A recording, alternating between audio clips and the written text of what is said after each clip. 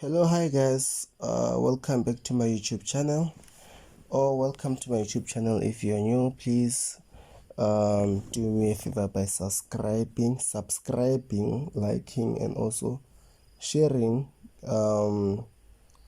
Yeah, on today's video I am going to be showing you guys on how I completed my task array. Remember, if you're new, I'm doing a showcase of the task that I've completed on the internship that I took last month of CodSoft about Java development. So I'm showcasing the work that I've done, and also explaining how I came upon the logic of solving the problems or the tasks given to me. So I am now going to be doing showing you guys how I solved task 3, which is an ATM interface. So basically on this task, hey, they wanted us to create a class to represent the ATM machine, right? Also design the user interface for the ATM, including options such as withdrawing, depositing, and checking the balance. Also, we implement methods for each option, such as withdraw whatsoever, deposit whatsoever, and also check balance method, right? And then create a class to represent the user's bank account, which stores the account balance. Yeah, this was a bit tricky at first for me to understand, but yeah, connect the ATM class with the user's bank account class to access and modify account balance. So in the bank class, the bank account class, we're gonna have a modifier and an accessor, a getter and a setter in short. So they'll just be used to set and get the balance, the current balance of the account. That's the use of the bank account actually. And then validate user input to ensure it's within acceptable limits, e.g. sufficient balance for withdrawals and such. Lastly, display appropriate messages to the user based on their chosen options and the success or failure, I'm guessing, of transactions there. Yeah, that is that of their transactions. Yeah, so that is this. It looks simple and also straightforward. Yeah, well, it is straightforward, I guess, in a way. Just that the only challenging or the only milestone in this task is creating an interface. That's the only part which is a bit tricky and takes a lot of time. The rest of the logic makes sense. Creating the withdraw and deposit and check balance method, they make sense. They don't require a lot of things because it's just mathematics. Withdrawing, you're minusing; depositing, you're adding; checking balance, you're getting.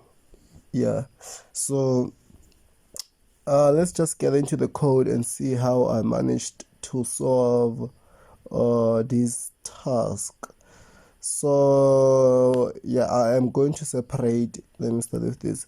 I am going to separate these what do you call them, should I say slots, or these source files, like this. I'm going to put them like this. So we have our main file here, which basically does nothing other than calling the ATM class, adding it into scene, then taking the scene, adding it into a stage, then after showing the stage to the screen, or to the screen. So basically this is how what you need to do in order to run your application here. And also I used JavaFX to build my face, hence the imports here, javafx.application. Some they use swing. I believe swing is the, might be wrong, but JavaFX also covers swing inside. So JavaFX is the latest JDK. Yeah, but anyways, so this is the main file. It does nothing other than initializing the ATM method here, I mean the ATM class. After here I'm creating the scene. Also in the scene I'm adding the ATM instance. Also the I believe this should be the width and also the height of the application.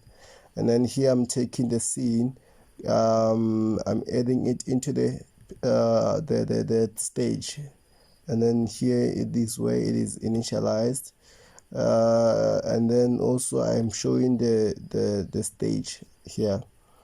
So yeah, nothing major is happening here. So now we jump into the bank balance, bank class rather.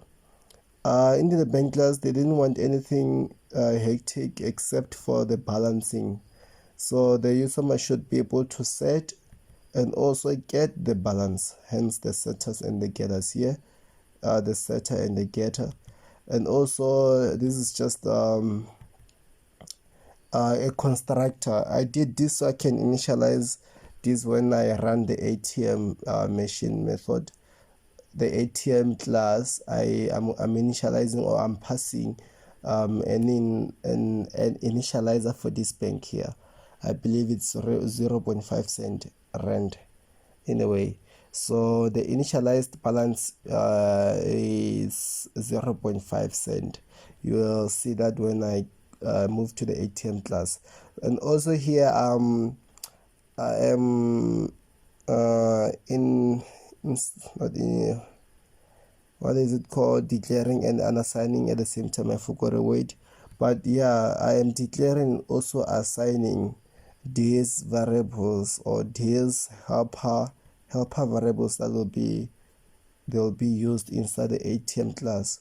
So the balances for the thing here. Also the PIN number. Every account number should have a PIN, right?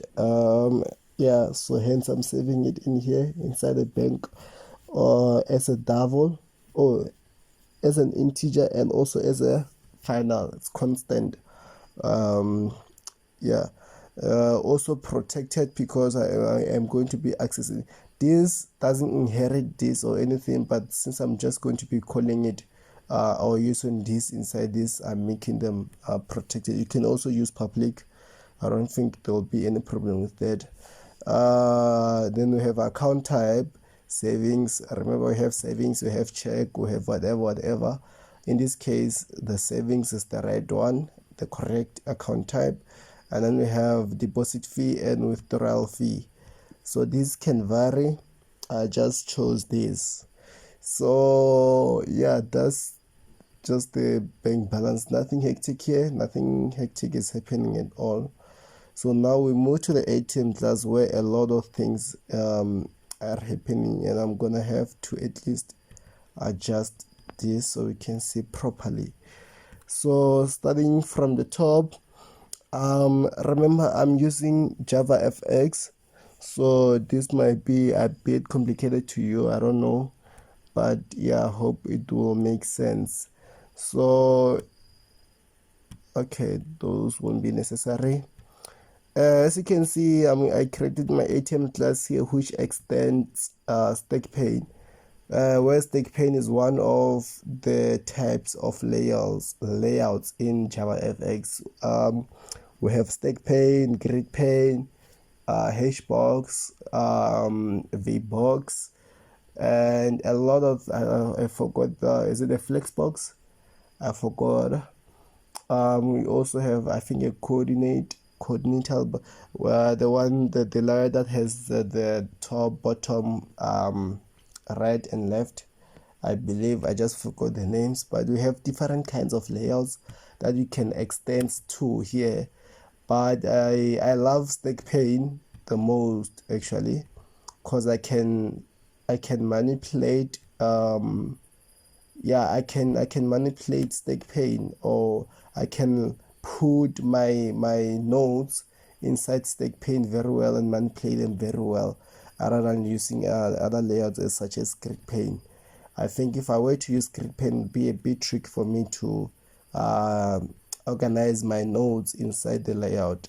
So hence I'm using the stake pane, because stake pane meaning staking nodes on top of each another. So to avoid staking on top of each another, so that means I'm gonna be passing hashbox, so that instead of staking on top of another, when I'm passing hashbox as the node, so everything will be viewed inside the in a horizontal manner. Wait, okay, in a vertical, not in a okay, I'm making a mistake. I'm passing a VBox. Yes, here it is, actually a VDisplay. So this VDisplay is going to be passed as a node inside the stake pane, so that everything should be displayed in a vertical manner. That means each and every node that I make will be added inside the VBox. Then I take the VBox and add it inside the stake pane. One could say, why don't you just extend VBox? I've never tried that. I'm not sure how it would act, but this is just the way I prefer to do my things. I hope it makes sense. We have the scroll pane. I don't know if I used this on, I believe I've used it, but yeah, scroll pane, it allows the user to scroll. If the for example, this, I hope it makes sense. Oh yes, here this is the scroll pane, so it gives the user to see whatever that is hidden down below whatsoever. So we call that a scroll pane. And then we also have title pane. Title pane will be used later on. And then some variables here, text field, text, or this is a text field that will be used to show the available balance. We have here, I'm declaring the bank class, which I did here, this one. I'm just declaring it here. I'm also PIN and account type. This PIN will be used to extract the whatever the user inputs into the ATM, and then I compare it with the PIN from the bank and see if they match. If they match, then I do process whatever they want to do. Same applies with the account type. Yeah, so we get into the constructor here, the ATM constructor. Inside, what do I do? Is it initialized? I'm assigning actually, and also passing a default value for the bank balance. So as you can see here, online the array, yeah, I'm assigning and also passing a default balanced account balance or balance whatsoever inside the bank. As I said, it's going to be 0.5.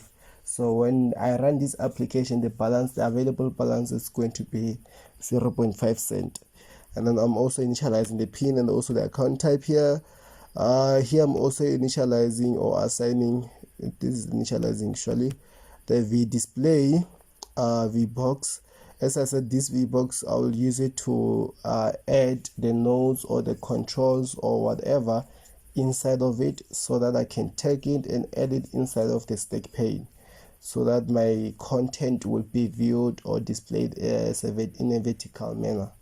So I'm also here, I'm setting the spaces between my nodes inside the VBox of I'm setting the spaces apart or from each other. 5, I don't know if it's 5 pixel or 5 whatsoever, but yeah, as you can see here, I'm doing that.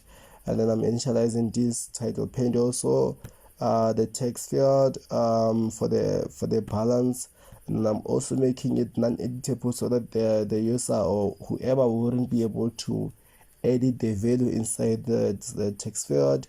I'm also displaying the value here, the balance, the current balance.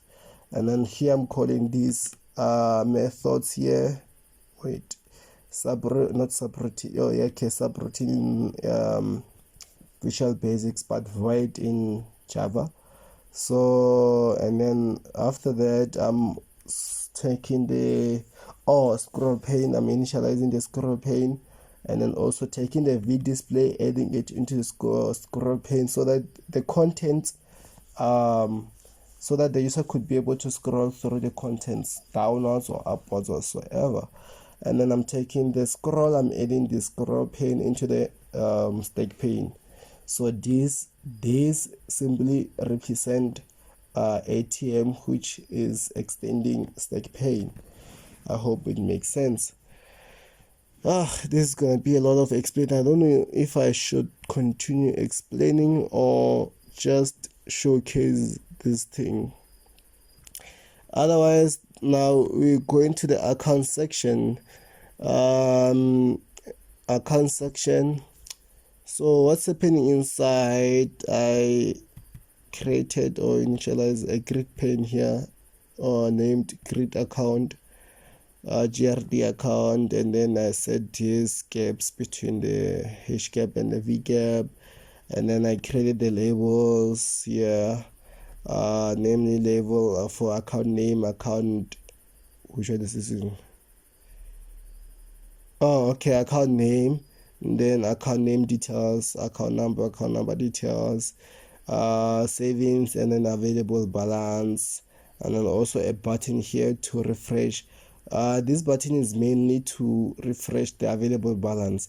Since remember, this is not, well, it happens unless, I mean, even the banks that we use now, in order, if you make a withdrawal, or actually if you pay or make a transaction, the available balance won't show spontaneously. You're gonna have to refresh it, either by exiting the app, or entering again, or going to the refresh button to refresh it. And then that's the use of the button here, btn refresh. So, and then here I'm actually saying btn refresh set on action. If this button is clicked, what do? You just get the balance, and then also you get the balance and also display it. That's what it does. Nothing major here, nothing major at all. And then here I am adding my labels and text and a button into the grid pane, and then I'm taking the grid pane and then adding it into the display. That's just that. I don't know if it's complicated, but that's what's happening there inside the account section. Now moving to the withdrawal pane. Here I'm initialize the title pane that you saw at the top, and then set to the set expanded or to false. So meaning when you open the application, the title pane won't be expanded defaultly or initially. My English is running away. But also my level for withdrawal here, withdrawal amount, text field, where the user will input the withdrawal amount. Then we have the pin, level pin, and then text field for where the user will input the pin, and then text area for the message, whether the pin is correct, or whether the transaction is successful or not. That will be displayed via the txt SMS. And then the btn row for when you click, what should happen. When you click the button for btn row, then we are extracting the withdrawal amount from the text field, and also the pin from the text field, saving them into this, and then also comparing if pin is equals to bank.pin number, where pin number is this one here, pin number. If it's equals to, if the two are equal, that's fine. Then we move to the part where, what is this again? Withdrawal. I feel like I'm missing something.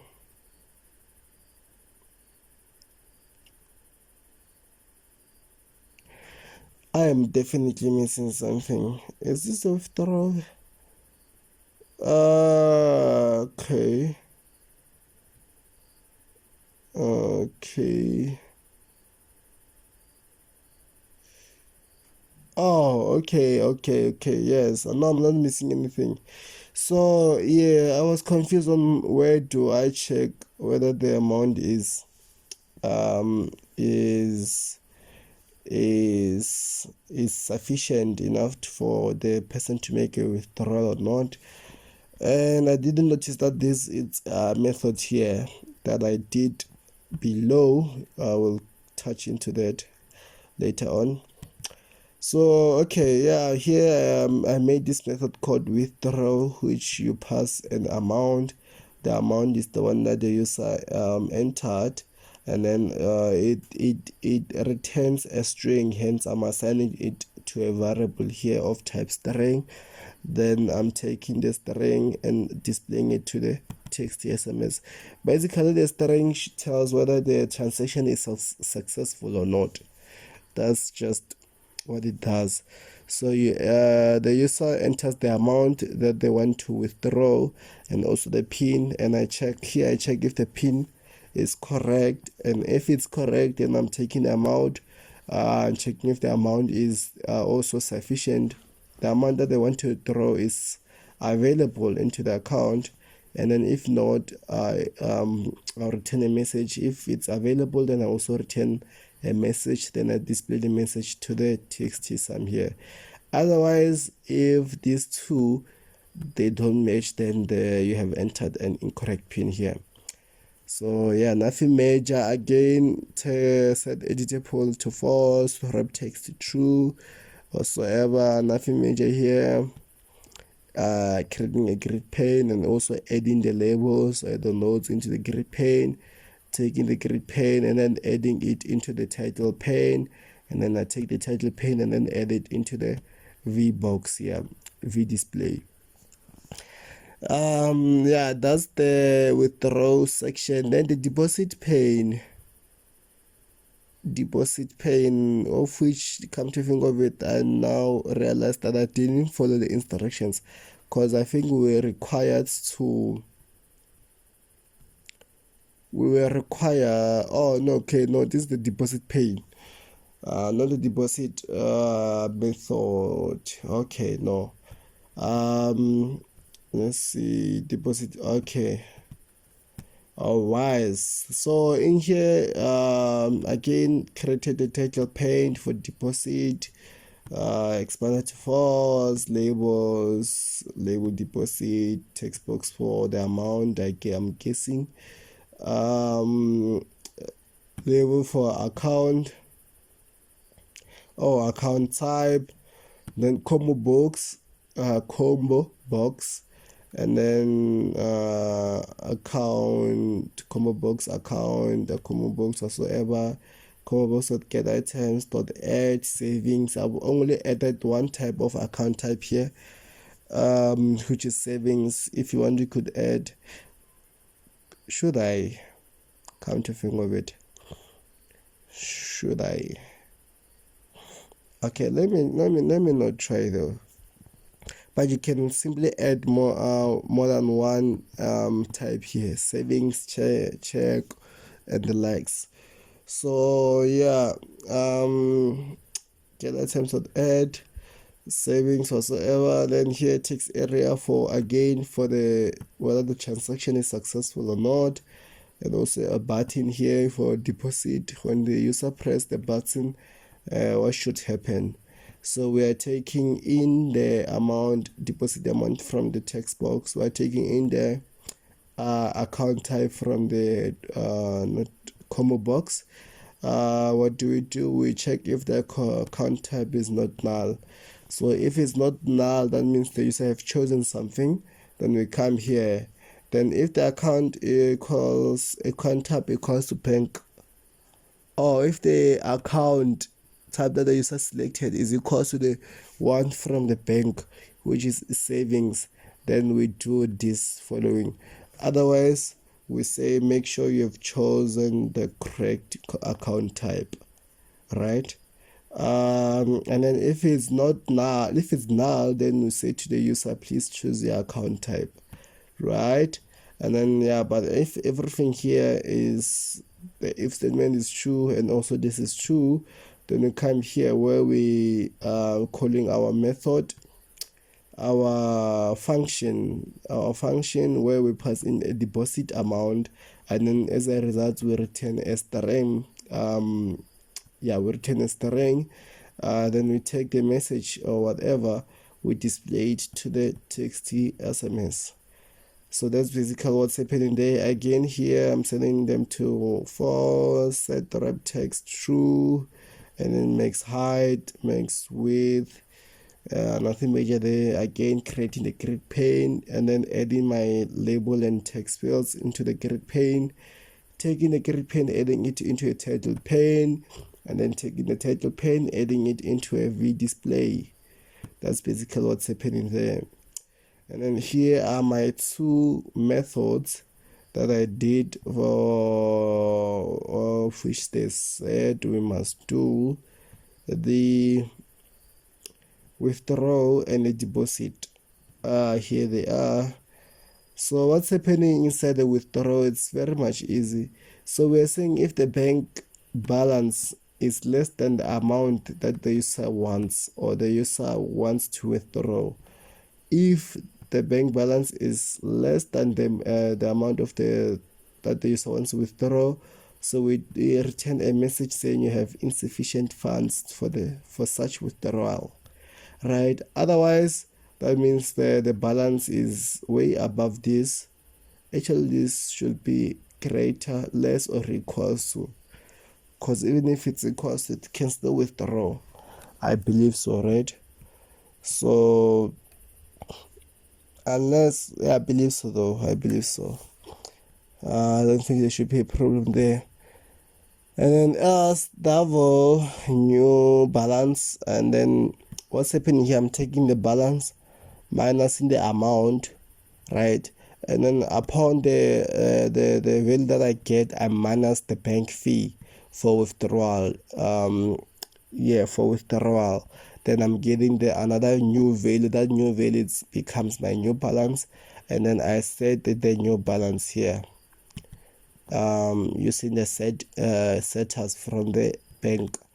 And then after I send out a message saying transaction done, and also a short summary of what happened, or the details, how it went, withdrawal amount and also withdrawal fee, and then I return the SMS there. So here inside the deposit method, nothing major is also happening. I am taking the balance, the available balance, and then adding it with the amount, and then upon the new value I'm minusing the bank fee for depositing cash whatsoever. Then after I'm taking a new balance, setting it as a new balance here, and then also I'm sending out a message of what happened, transaction done, deposit amount whatsoever, cash deposit fee is however. So that's what's basically happening in this project or in this task.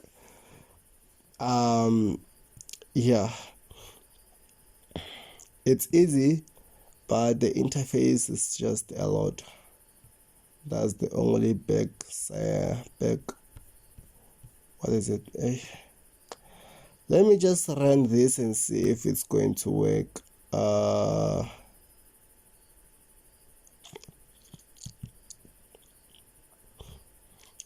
Already I'm getting the vibe that is not going to work. Let me just do this. Oh, okay.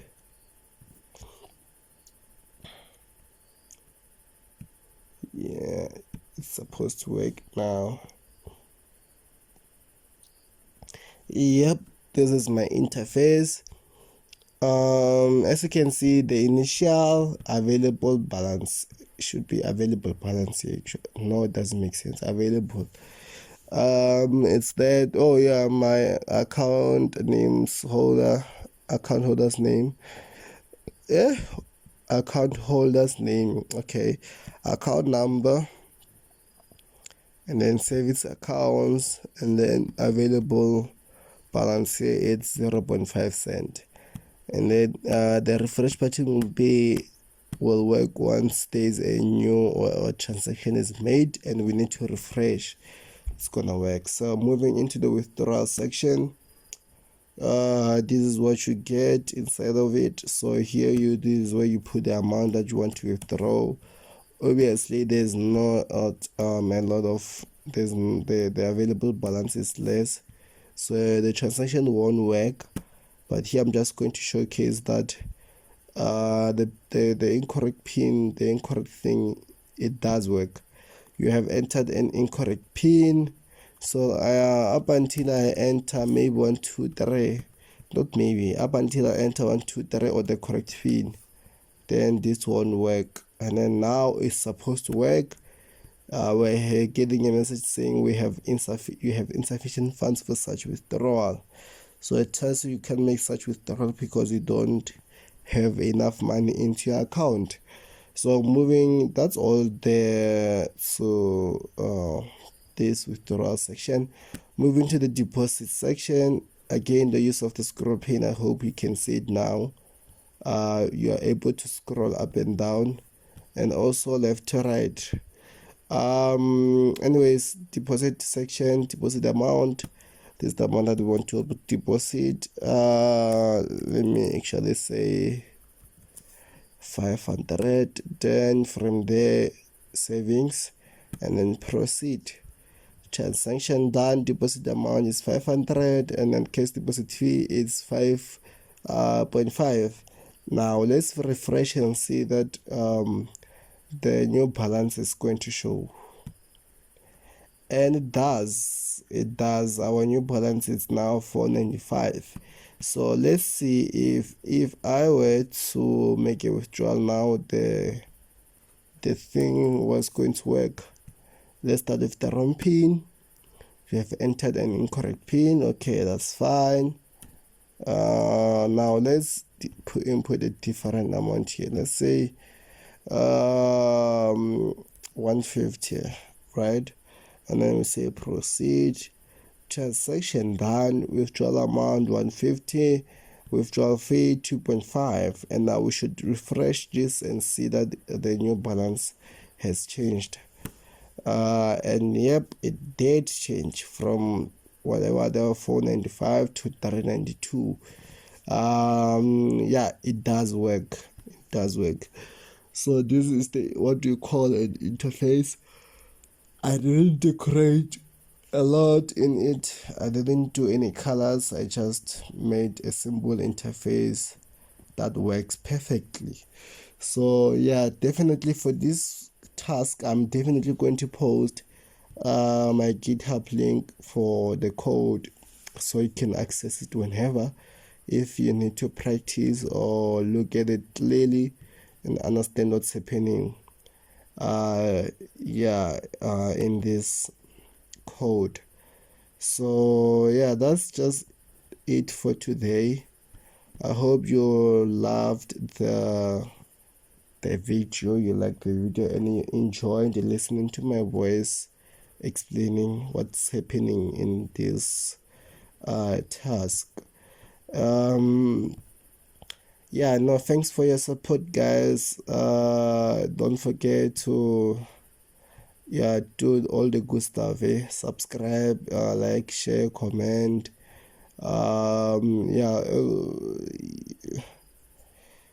What else? I'll see you guys on the, I'm not sure if I should say next video.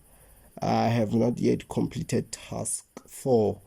So task 4, which was about creating a quiz application with timer, I have not completed this as yet, but once I complete it, I'm gonna make a video about it and explain what's happened, what's happening in it. Otherwise, have it late. Enjoy, guys.